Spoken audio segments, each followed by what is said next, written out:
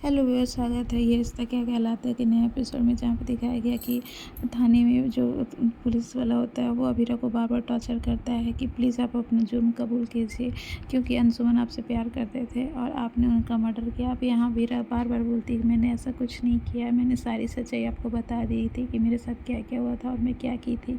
मैंने कभी ऐसा नहीं चाहा है, मुझे प्लीज़ छोड़ दीजिए और मुझे मेरी बेटी के पास जाना है। वो बहुत छोटी है, मायरा मेरी 7 साल की बच्ची है, और अगर उसे पता चल गया कि उसकी माँ जेल में है तो उसकी हंसती खेलती ज़िंदगी बर्बाद हो जाएगी, प्लीज़। और वो बहुत रिक्वेस्ट करने लगती है पुलिस वाले से, लेकिन पुलिस वाला उससे कहता है कि नहीं, तुम अपना जुर्म कबूलो, और वो फोर्स करने लगता है, जिससे अबीरा बहुत ही ज़्यादा रोने लगती है, टेबल पर रोने लगती है। कभी वो तो कहती है कि मैं यहाँ से चली जाऊँगी, और वो भागने लगती है। तो फिर उसे जो लेडीज़ कांस्टेबल होते हैं वो फिर पकड़ लेते हैं और कहते हैं कि कहाँ जाएगी। तो यहाँ पे वो बहुत नाराज़ हो जाता है। उसके बाद पुलिस वाला कहता है कि अब तो आपको यहाँ से कोई भी निकाल नहीं सकता है। इधर मायरा का भी दिखाया जाता है कि मायरा सो के उठती है तो अपने सामने अपनी मम्मा को ढूंढती है, लेकिन अबीरा नहीं मिलती है। तभी सामने उठ नींद खुलती है तो देखती है जो अरमान होता है वो खड़ा होता है। फिर उससे पूछती है कि अभी तक नीचे का प्रेयर ख़त्म नहीं हुआ, मम्मा क्यों नहीं आई है। तब अरमान को झूठ बोलना पड़ता है कि मम्मा एक लॉ सेमिनार में चली गई है। तो फिर वो समझाता है ये क्या होती है। तो फिर बताते कि एक मीटिंग है और वो बहुत ज़रूरी था, इसलिए मम्मा को जाना पड़ा। तो वो कहती है कि अच्छा, मैं कॉल पे बात कर सकती हूँ ना। तो फिर अरमान समझाता है कि नहीं, वो फ़्लाइट पे होगी ना, इसलिए कॉल नहीं लगेगा। तो फिर वो कहती है कि पर मम्मा तो कभी भी जाने से पहले मुझे बोल के जाती है। तो अरमान समझा देता है कि बेटा बहुत ज़रूरी काम था, उसने मुझे कहा है कि आप अच्छे से मायरा का ख्याल रखना, और जब तक मैं ना आऊँ तब तक आप यहाँ पे रख सकते हो। इसलिए ये गुड न्यूज़ है कि आप इस पोद्दार हाउस में रह सकते हो, मैं आपका सामान मामूरे से मंगवा लूँगा।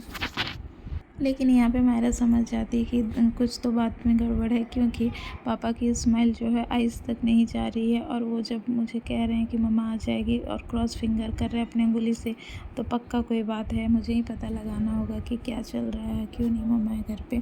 और इधर नीचे हॉल में दिखाया जाता है कि जो विद्या होती है वो गीतांजलि को डांट रही होती है कि तुम कैसे मेरी बहू बन सकती हो, अरमान ने तुमसे शादी नहीं किया, तुम झूठ बोल रही हो।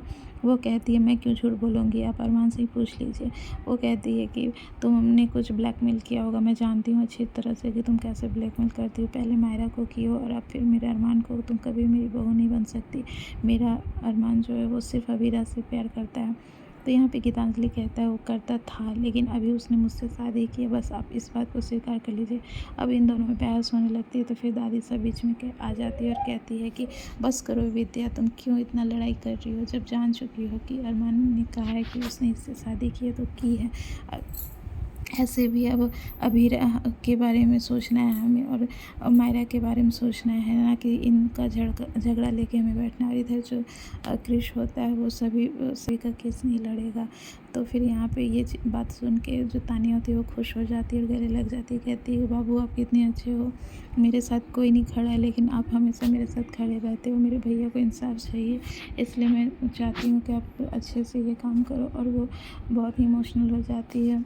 फिर जेल में दिखाया जाता है कि अबीरा फिर चुपचाप बैठी होती है अंदर। तो उसे जेलर कहता है कि खाना खा लीजिए मैडम, आपका कुछ नहीं होने वाला है, अब हम परमानेंट आप यहीं रहने वाली हैं। तो फिर कहती मैं खाना नहीं खाऊंगी और मुझे मेरी बेटी के पास जाना है। वो बार बार फोर्स करने लगती है। और इधर घर में भी दिखाया जाता है कि जो क्रिश की बातें सुन लेता है अबीर, तो कहता है कि तुम्हारी हिम्मत कैसे हुई मेरी बहन के लिए इस तरह की प्रॉब्लम क्रिएट करने की। तुम्हें क्या लगता है कि एडवोकेट नहीं मिलेगा, मैं पैसा फेंकूँगा और मुझे मिल जाएगा।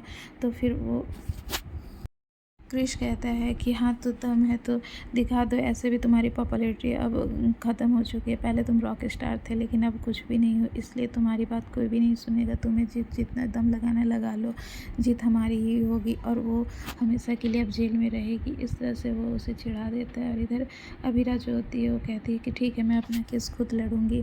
और वो फॉर्म मांगती है और फॉर्म भरने के लिए बाहर निकलती है। फिर फॉर्म को भरने लगती है तो वो फिर से डर जाती है, क्योंकि उसके दिमाग में यही सब चलने लगता है कि किस तरह से अरमान और गीतांजलि की शादी हो गई। और फिर यहाँ पे घर पे भी कृष्ण ने उसे बहुत ही बड़ा इल्ज़ाम लगा दिया कि वो अब पैसों के लिए, अपने बिजनेस के लिए उसने अंशुमन को मार दिया। और इधर तानिया ने भी उसे मर्डरर कहते हैं कि आपको लगता है कि आप जीत जाओगे। तो फिर वो कहते हैं कि जीतूँगा भी, और आपको मैं दावे के साथ कह सकता हूँ कि अभीरा गलत है।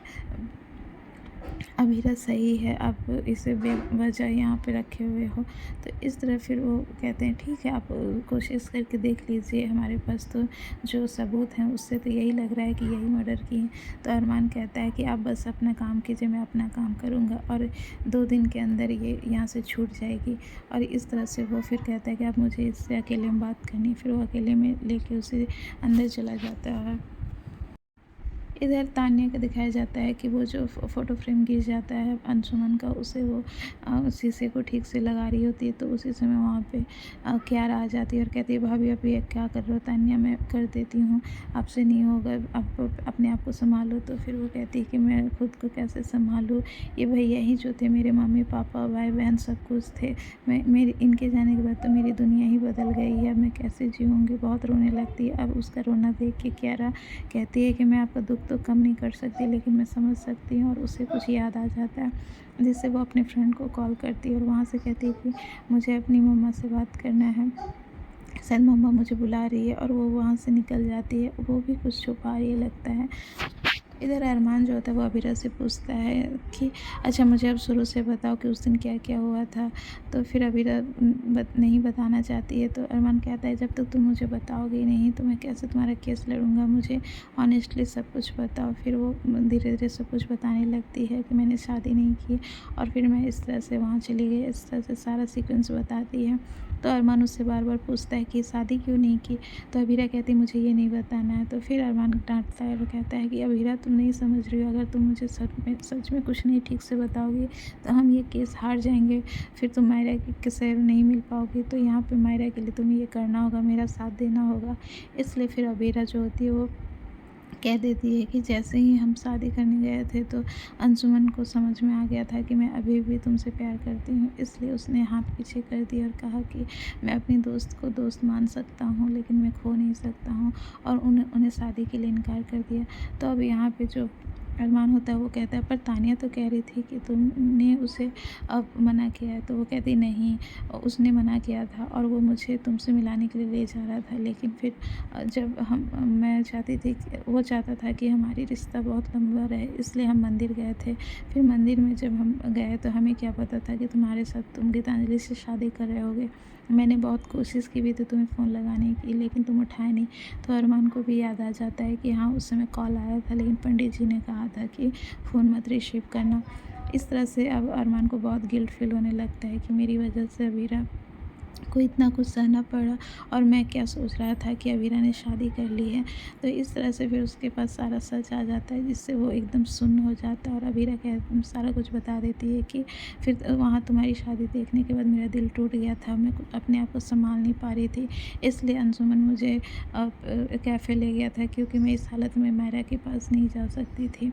तो फिर जब मैं वहाँ गई तो फिर जो कॉफ़ी था उसे ही केवल अंशुमन ने पिया था और कुछ नहीं। इसके बाद वही सब हुआ जो तुमने देखा सुना, लेकिन मैं इसमें कुछ नहीं जानती हूँ। तब अरमान उससे कहता है कि अच्छा ठीक है तुम डरो मत, हम अच्छे से इस केस को हैंडल करेंगे, बस तुम मेरा साथ देना। उसके बाद फिर वो जाने लगता है। तभी अबीरा जो होती है कहती है कि मेरा एक काम करोगे मायरा के लिए। तो आने वाले एपिसोड में यही दिखाया जा रहा है कि वो यहीं से मायरा के लिए कुछ संदेश भेजती है और उधर अरमान जो होता है वो घर में परेशान हो रहा है क्योंकि जो विद्या है वो बार बार गीतांजलि को टॉर्चर कर रही है और अरमान के साथ रिश्ता नहीं रखने दे रही है। और इधर दादी सा कह रही है कि जब इसने शादी की है तो अब इसे क्या फ़र्क पड़ रहा है, ऐसे भी इसने पहले भी बहुत गलतियाँ की है, तो आज भी गलती की तो कोई नया बात नहीं है। तो आने वाला एपिसोड अब इंटरेस्टिंग है जहाँ पे अब विद्या और गीतांजलि की टक्कर देखने को मिलेगी। तो जुड़े रहिए हमारे पेज में। Thank you.